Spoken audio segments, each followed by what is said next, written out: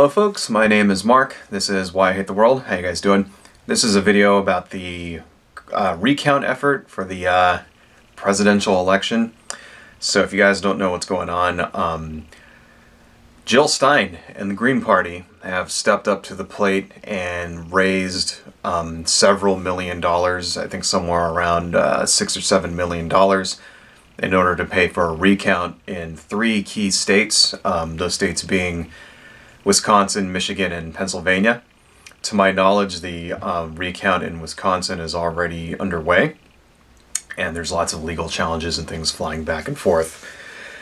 And the Republicans are losing their minds. There's a lot of, lamenting and gnashing of teeth over this on the Republican side. So, now me personally, I don't think that it's going to change anything, obviously. I think the lead is very, very large in all of these states. I think Pennsylvania in particular, Hillary's down by like 70,000 votes or something like that.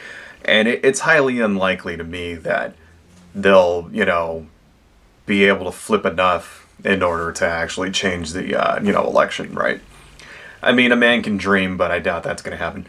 But there is some evidence now of irregularities. Last week I made a video called "Did Trump Steal the Election?" And in that video I said that we all need to be very careful that we don't become, that we don't start using faulty reasoning and become conspiracy theorists about all of this stuff, right?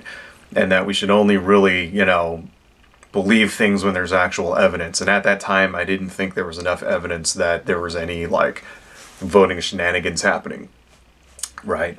Well, now I think there are. Okay, I think they're very well, and the reason being is because, for example, in Wisconsin, when there's already, even before the recount started, there were already clerical errors, and something like 5,000 votes got knocked away from Trump. Right, like he was ahead when on election night. The official count was like 27,000 votes ahead.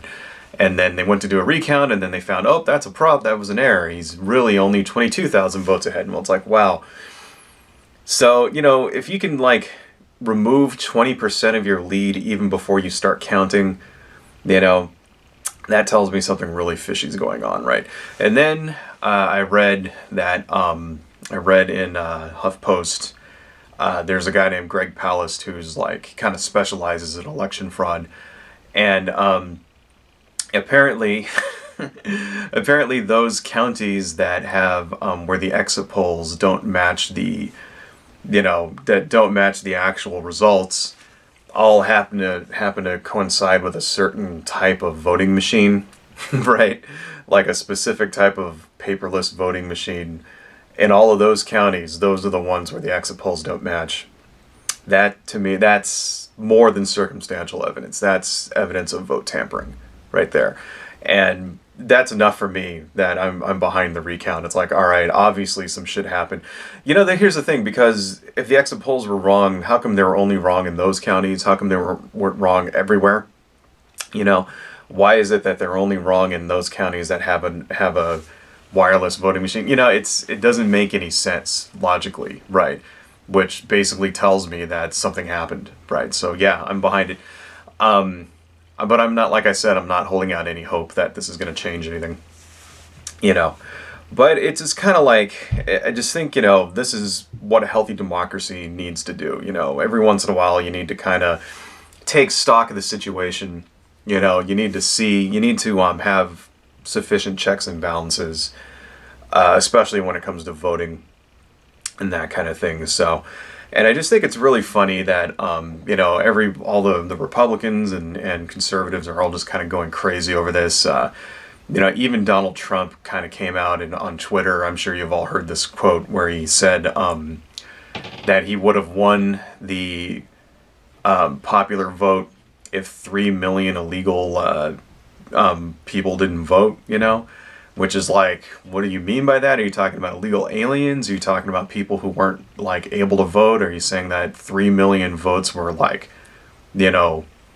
fabricated. I mean, of course, he has like zero evidence for that. That was all over the news for a couple of days. And I just think that shit's funny. It's like, it kind of shows like that he's in denial, you know, because the popular vote now, like Hillary Clinton is ahead by 2.5 million votes now in the popular vote, right? Which is the largest margin ever of someone who won the popular vote but did not win the electoral college. And that alone by itself says that something's wrong with our system. You know, the person who gets the most votes should not be the one who loses. All right, under any system, you know, and that doesn't, you know, that kind of just shows it's like, well, you know, maybe it's time to get rid of the electoral college. You know, that's the other point I wanted to bring up in this video. You know, like maybe, you know, we have the technology now that we don't need to use it, because that's part of the reason, right, why we have the electoral college. You know, was that it took like weeks and weeks and weeks to count all these votes by hand back in the day.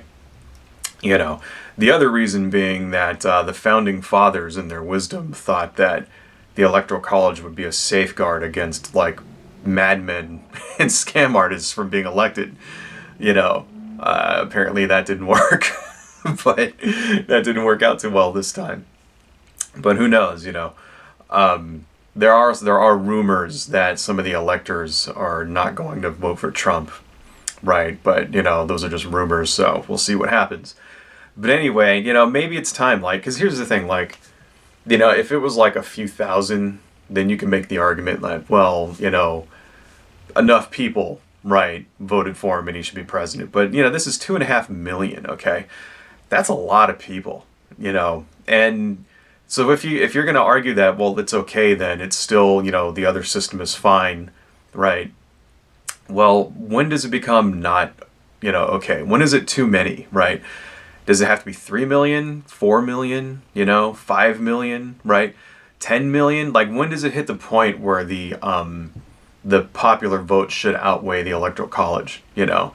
Because I think, I mean, and here's the other thing, is that the only time, like, it seems to happen is, you know, when Republicans get elected. I mean, if you think this century, right, the last Republican president also lost the popular vote by a pretty large margin, you know, so, you know, basically, what does that say? You know, it says Republicans can't get elected unless they lose you know, unless they game the system, is what it is, you know.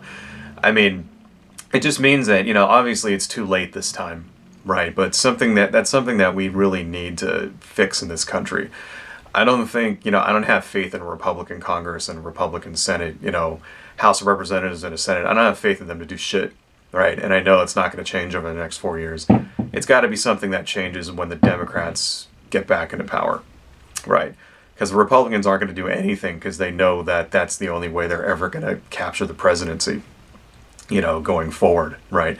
The demographics just don't match up. I mean, this may be like the last time that they ever get a white majority, you know, majority of white people. This might be it, you know, because in another 8 years, those numbers just keep, like, you know, decreasing. And so anyway, everything's all fucked up, but we live in very interesting times. Adios, folks.